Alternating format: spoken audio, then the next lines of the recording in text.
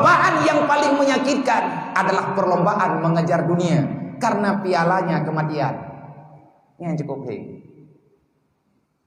melit-lit perlombaan pertandingan yang paling buruk lang dunianya, yang ketanding memenang-menang dunia. Kita berlomba pada satu lapangan besar untuk mengejar dunia. Itu adalah perjalanan, perlombaan yang paling menyakitkan. Kenapa? Hadiahnya kuburan. Tetap melit-lit, ate truk bagalih bini lang liang lahar. Kada dengar azan tu lang kubu. Ini ada pelung-pelung tu lang kubu dengar lah azannya. Yang kenyan getanya manusia. Getanya tata anon, tak pekere-pekere hulai. Buat paling lang dunianya pikirok dunia. Karena tetap pikirok hadiah mati. Dunia kalau tak rempak ni mati, getanya kahanali dalam dunia. Nyan piala tha.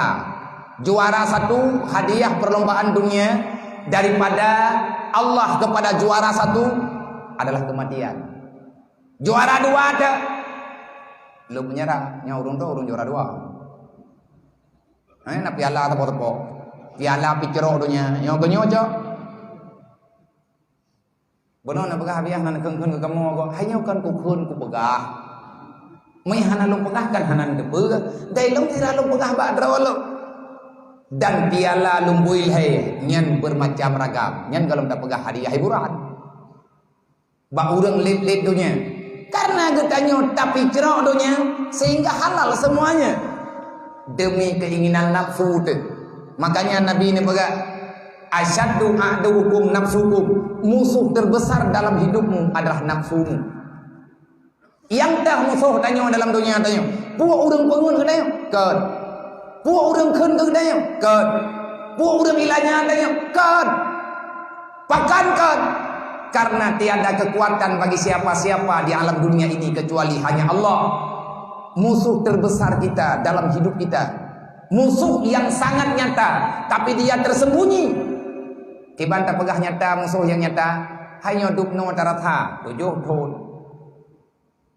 8 tahun 16 tahun Sumu udip dan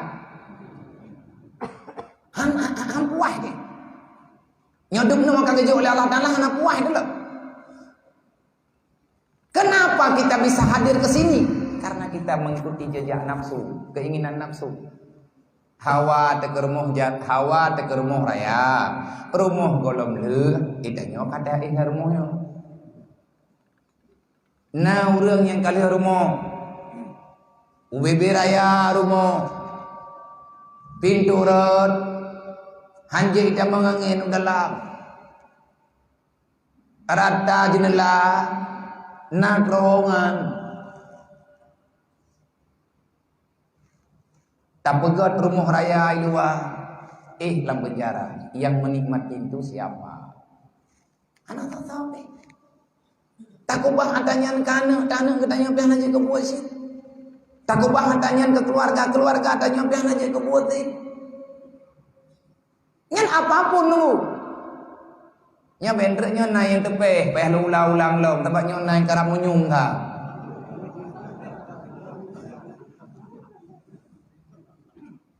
Be guluh nak kukung karon, be bungih nak gelung. Be bungih-bungih nak gelung, be nak pegah lung sini-sini ron ha. Awal daripada semuanya bukan jual sabu. Awal daripada semuanya bukan tanam ganja. Awal daripada semuanya bukan pencurian dan perampokan. Awal daripada semuanya bukan karena fitnah dan lain sebagainya. Awal daripada semuanya kejadian dasar getanyo hingga kena bukan karena kasus yang lagi getanyo alami, tidak, tapi kasus yang sebenarnya kita tidak mau tahu dengan aturan Allah. Maka cukup jai dah syagde. Man menyaduk dosa long sang tungkunyo hana kutoh tobat li. Udah dosa ron long nak poh go.